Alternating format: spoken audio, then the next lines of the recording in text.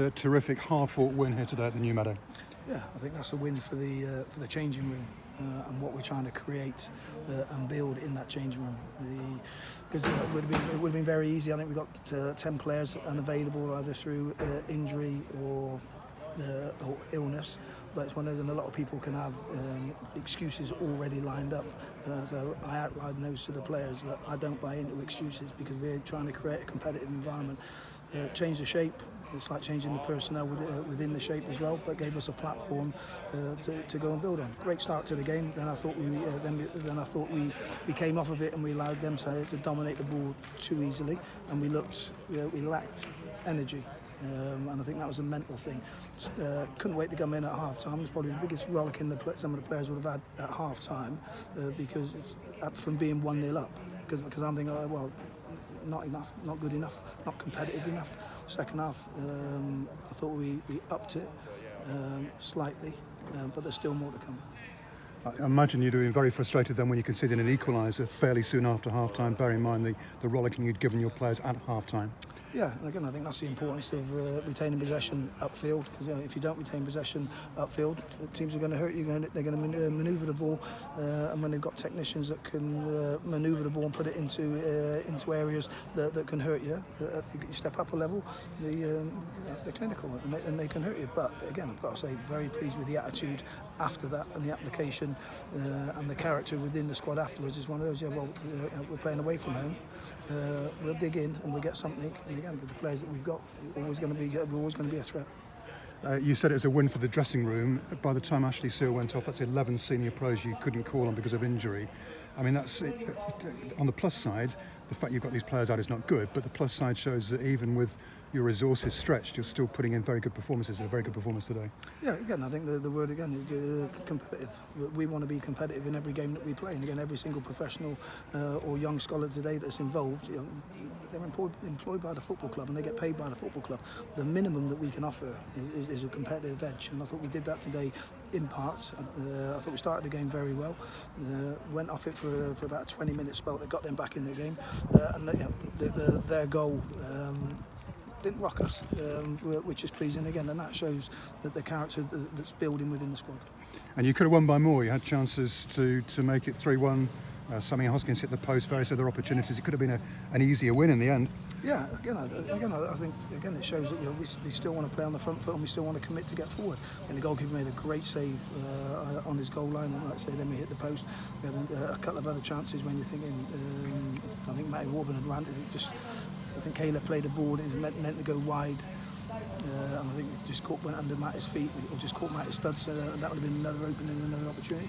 But that shows the energy levels that we've got. We've played a lot of games, and we've got players that have suffered because of those games that we played. But if you're employed by this football club, you're expected to have a work ethic in you and an attitude that says to every challenge we face and we compete. You mentioned Caleb Chukwuemeka in passing there. Did he come of age today, Keith? I thought his second half performance was terrific. He was holding the ball up really well. He looked a real handful for that Shrews defence. Yeah, I think what Caleb's got, he's got an unpredictability about him, and he can be unorthodox at times.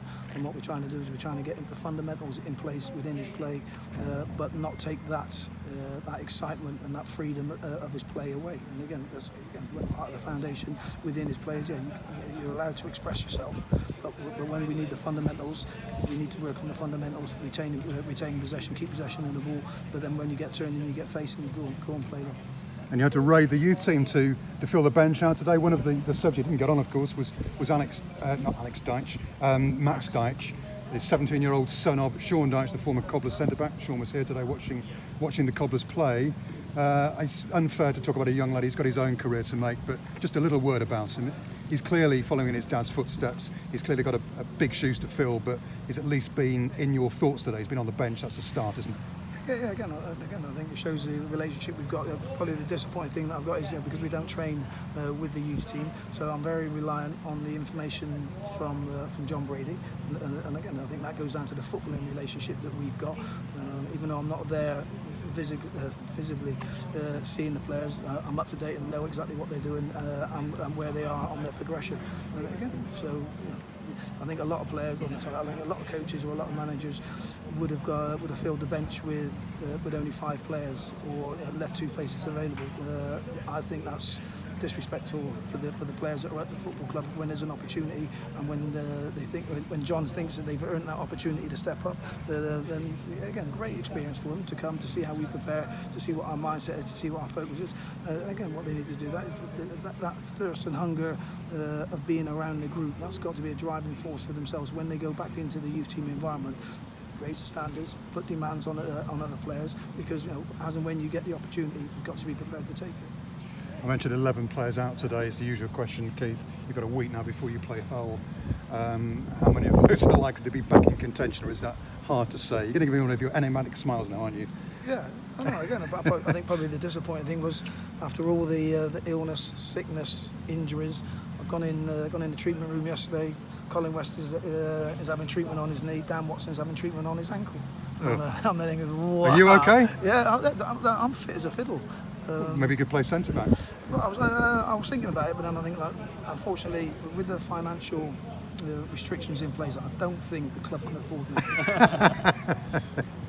As a player. Yes, I can quite see what you mean by that. But okay, so you're 11 players out. There was talk when I spoke to you after the game at Bristol City. You were talking to players, and you mentioned you obviously brought in one. You brought in this lad Salby from Fleetwood, but maybe some more new faces through the door before Hull next Saturday. Yeah, again, I think we're not finished. We're still in the building process and putting together a squad that's able to be competitive. And like I say, when with players being unavailable, or players being injured, we still need to be competitive. And again, so within that, we still need to have a few additions in the right areas. But again, what I say is bringing in the right characters, the right characteristics that they've got, not only professionally but personally as well, because they've got to fit in what we're trying to build at the changing room.